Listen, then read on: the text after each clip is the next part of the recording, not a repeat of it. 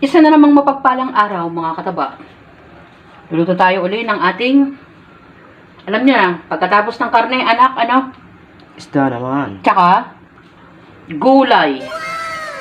Luluto naman tayo ng ating isda at gulay, puso ng saging at tilapia. Yan. Unahin natin ang ating tilapia. Naseason ko na yan ng ating salt and pepper. Tapos, nilagyan ko siya ng gili para maluto ang loob dahil yung size ng ating tilapia. Takpan natin. Na-fry na natin ang ating isda, tilapia. Tapos, sinalang ko na yung ating pork na panggisa. Yan. At kasabay niya ng ating bawang sibuyas luya. Yan ha. Ilagay ko na. Ginigisa na natin. Tapos habang ginigisa natin yan, meron tayo ditong dinisolved na gata powder. 29 grams lang yan, mga kataba. Yung nakasachet. Tapos maglalagay tayo ng ating siling green at gata to, mga gata na puso ng saging. Ang ating patis. Meron ditong nakababad. Ayan. Binabad ko to sa asin para mawala yung dagta. At kasama ng suka. Ayan. Ilagyan ko yan ng asin at suka. Ayan.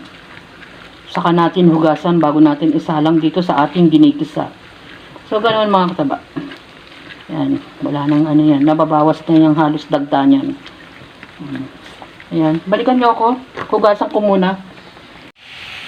After natin malamas, nilagay ko na ang ating puso ng saging. Timplahan na natin ang ating pampalasa. Naglagay na ako ng patis. Tabi muna natin, baka matabig. At paminta. At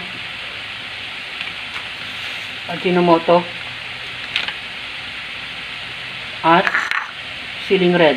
At siling red. Siling green. Lagyan ko pa sana ng siling red to. Kaso yung isang anak ko, medyo spicy to, mga kataba. Ang ating gata.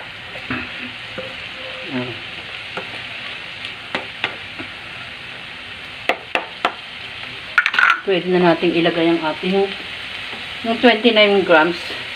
Ilagyan ko ng mga 1/4 na tubig. Para medyo malapot ng kaunti. At saka natin takpan. Takpan. Natutuyo na ang ating gata. At luto naman ang ating puso ng saging. Tikman natin. Wow. Sarap-sarap. Sarap na talaga. Okay. Ha? Pinatay ko na. Sa dami ng binili nating gulay, mga kataba, nagkaroon ako ng iba't ibang putahe. Tulad ng ating ginataang puso ng saging. Yung ginataang puso ng saging, mga kataba, ibinabad ko muna yan sa asin at suka. Saka natin nilamas para mawala ang dagta. Saka natin iginisa-gisa kasama ng kanyang mga sahog na konting pork. At meron naman tayong fried fish tilapia. Yan ang ating magkapares, mga kataba. Ginataang puso ng saging at isda. Enjoy, kumain, at maging masaya. Salamat sa panunood. At bye! Ingat, mga kataba!